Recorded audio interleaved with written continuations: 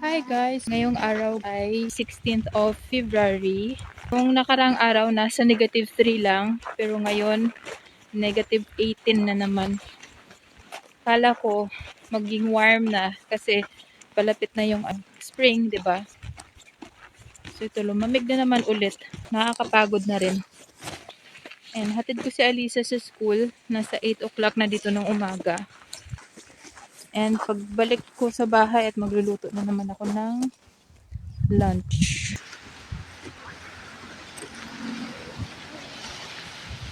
Napaaga ako sa paghatid kay Elisa sa school. Dapat mga second subject pa siya papasok. Mag-isa lang siya doon. Wala siyang kasama. Pero ayaw niyang umuwi. So ako, mag-booking ako hanggang doon sa dulo. Kasi maliwanag ngayon. Pero may mga taong naglalakad sa aso. Ang ganda ng dinadaanan ko guys. Oh. Ayan, walang katao-tao. Dulo. Yan, nakikita niyo ba yung yung tubig nagsasmoke siya guys. Sa sobrang lamig. Nasa negative 18 ngayong araw. Talagang mamamatay ka niyan kapag Pero marami pa rin naliligo from time to time.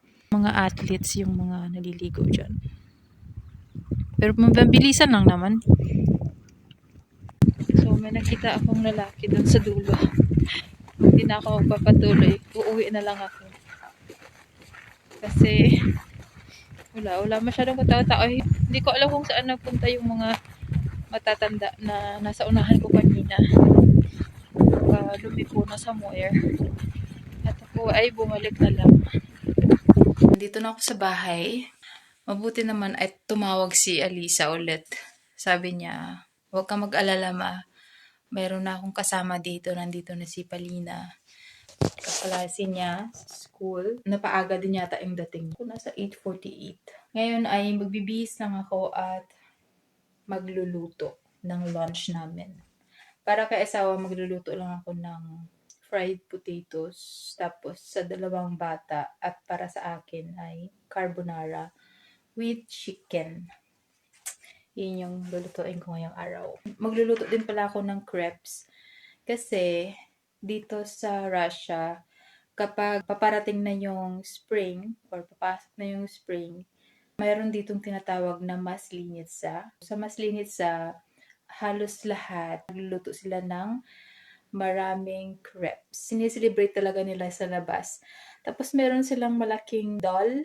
Susunugin nila yan. Welcome nila yung spring. Di pa ako nakakita ng ganong celebration. Usually, mga mga pag-games lang nila, tapos kumakain ng mga crepes na iba't ibang jam or iba't ibang palaman yung nilalagay nila. So, ngayong araw ay magluluto ako ng crepes kasi dadalhin nila doon sa sculpting lesson nila mamayang hapon. Iinom sila ng tea, tapos kakain lang sa break time nila, tapos maglalaro sila. Mabuti naman at pinaalalahanan ako ni Alisa na nandun na siya, mayroon na siyang kasama doon at hindi naman ako nag-aalala dito kasi 10 o'clock pa yung o 10:30 pa yung second subject nila. So, ngayon nasa 8:51 pa lang guys. So, maraming oras pa na hihintayin, 'di ba? Na mag-isa ka lang doon. Kaya, yun. Mabuti naman at tumawag siya sa akin. Nagluluto na ako ng carbonara. Ito yung gagamitin ko instead of bacon. Kasi yung bacon medyo mahal yata. Yung ham yung ginamit. Ito yung ginamit kong ham. Tapos onions. Nag-slice na rin ako. Tapos maglalagay din ako nitong all-purpose cream. Sleeve key, 10% lang yan. Nilalagay din ako ng cheese and butter mamaya. So, nagbubol na rin ako ng water para sa pasta. At nagbubol na rin ako ng potatoes. Boiled potatoes na lang para kay Alex. I-mash ko na lang siya mamaya. Hindi na ako magpa-fry kasi yung ulam niya, fried din yun. So, pangit na. Puro fried yung food niya. I-fry ko muna tong ham. Pa-fry ko muna siya.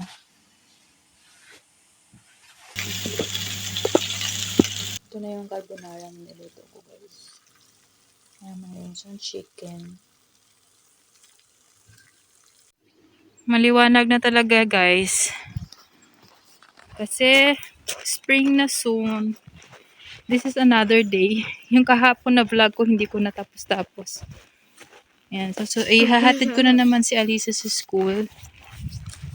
At yung temperatura ngayon ay nasa -19. Feels like -24. Yan oh, sunrise. Madulas ang daan guys. Hindi lang siya kita. Pero I'm going to walk again. Oh, tingnan nyo yung ano guys. Oh, yung river. Sobrang usok. Wait, pakita ko sa inyo. Hindi sila naglagay ng salt para hindi madulas. Kaya konti lang yung taong naglalakad kasi madulas. Mostly mga matatanda na.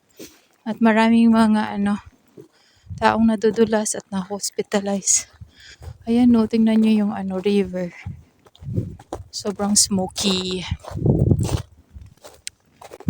Yan, kung nakikita nyo.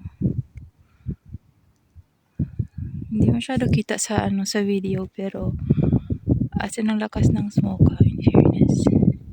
Tsaka ang ganda ng reflection ng ng sunrise sa trees and buildings. Ang lamig. Tingnan yung buhok ko numuti.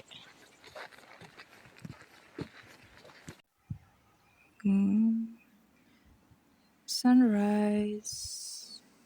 Nandyan pala yung skating rink. Gumawa ako ng bubbles. Nilagay ko dito ay water, syempre sugar and soap, dishwashing liquid. Yan, so try namin kung gaano ka bilis mag-ice yung bubbles. Yan guys, tingnan natin.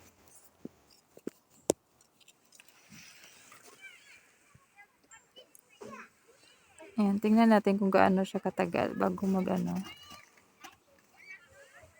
Kita niyo ba? Oh, look at that. Oh my gosh. Oh.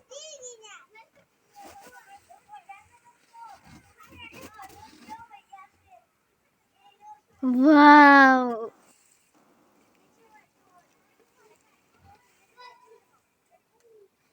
Ну, еще немножко подержу.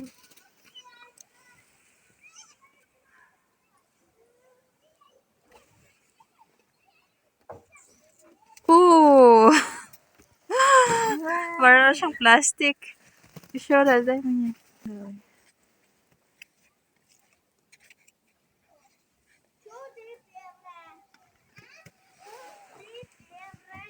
So, watch it. Don't blow anymore.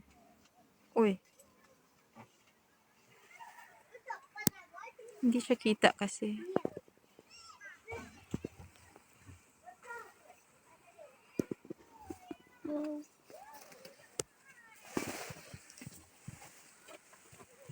Ой. Ayos na ba? Wow! Para siyang crystal.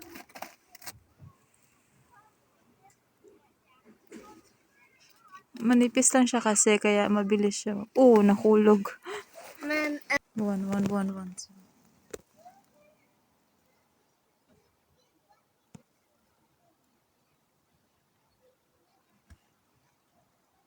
Oh, look at that. Oh.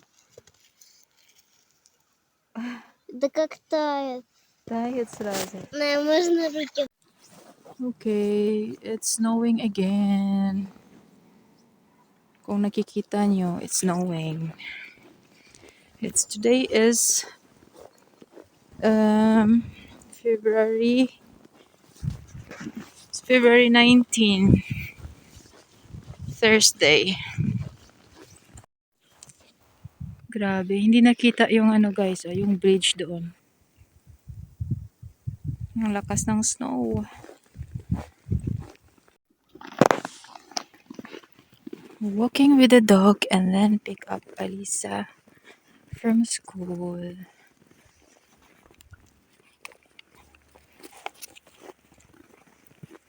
Ang lakas na ng snow.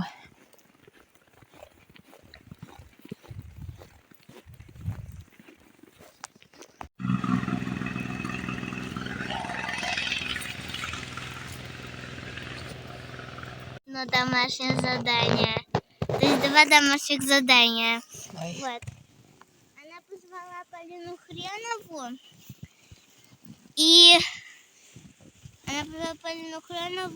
И попросила, чтобы она вытянула это листочек. Полина Хренова вытянула. Waiting for Alisa.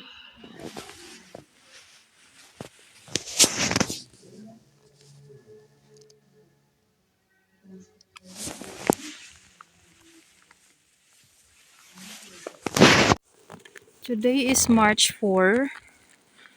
At a few days ago, or kahit nga kahapon, nagme-melt pa ng konti. Akala ko, dahil spring na, magme-melt na to lahat. Excited na ang lahat na matunaw tong mga snow na to. Pero, ay nako guys, ngayon ay nasa -3 na naman. Lumamig na naman, tsaka nagsusnow din. May konting snow. Ayan, dami pa ring snow. Pero nung nakaraang araw, sobrang wet dito sa labas. Ayan, madulas siya.